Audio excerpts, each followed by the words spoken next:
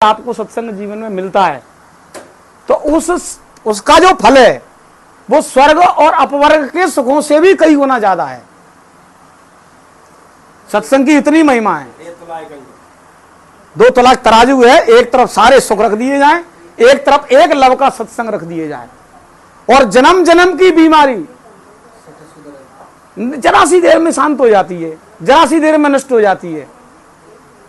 अगर कोई महात्मा जीवन में आ गया, एक घड़ी आधी घड़ी कि एक घड़ी आधी घड़ी आधी में पुनियाद, एक घड़ी 24 मिनट की, आधी 12 मिनट की और पुनियाद 6 मिनट की। अगर 6 मिनट भी किसी संत का सानिध्य प्राप्त होता है तो तुलसी संगत साधु की हरे कोट अपराध।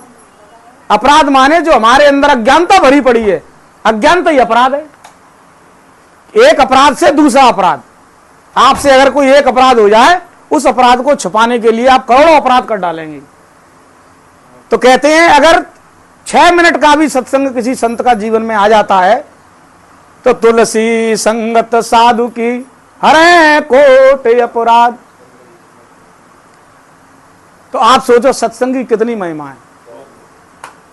सत्संग के बिना हमारी जो समझ है, जो भगवान ने हमको देखे भेजा है, हम ब्रह्म हैं तो हमारी समझ ब्रह्म जैसी है, लेकिन आज कई आवरणों में दब के वो पशुओं जैसी रह गई है, मनुष्य जैसी भी नहीं है। तो सत्संग क्या करेगा? सत्संग से भक्ति प्राप्त होगी, भक्ति से निर्मलता बढ़ेगी और भगवान का दर्शन होगा।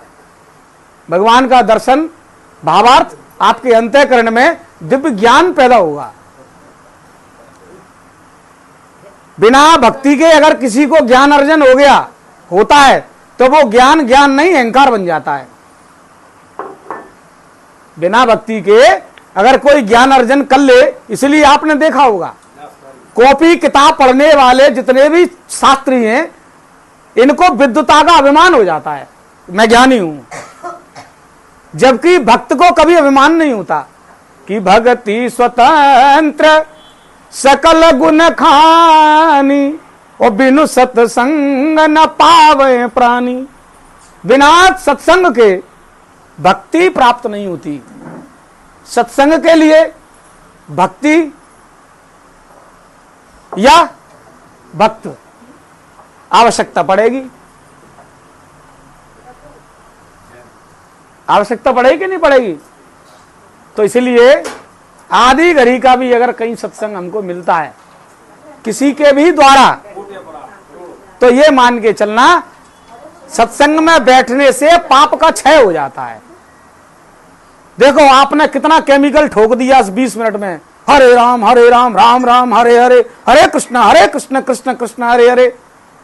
अभी इसमें भी हमारा भी शरीर पे ध्यान है। डायबिटीज के मरीज हैं, धीरे बोलो, आते ऊपर जाएंगी, शरीर का ध्यान है।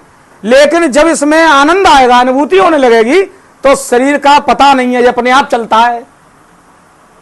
जैसे 100 वाट का करंट लगा दो किसी को तो भड़बड़ाता है कोई आदमी 230 वोल्ट की सप्लाई पे, ऐसे करंट अपने शरीर अपने आप मृदंग सा बजता है। इसलिए गाइए। हम एक सूत्र भी देते हैं सबको, पहले आइए, बैठिए, पहले आइए, सत्संग में आइए। आओगे नहीं तो कोई क्रिया नहीं बनेगी। आइए, आ गए साहब, बैठिए, बैठ गए, अब गाइए और तत्काल पाइए। आपने सीताराम आंख बंद करके बोली, उसको आपको आनंद आया कि नहीं आया? आया ना? आपने तुरंत गाया, हाल की साल पाया, आनंद भी पाया और संग में एक एक दो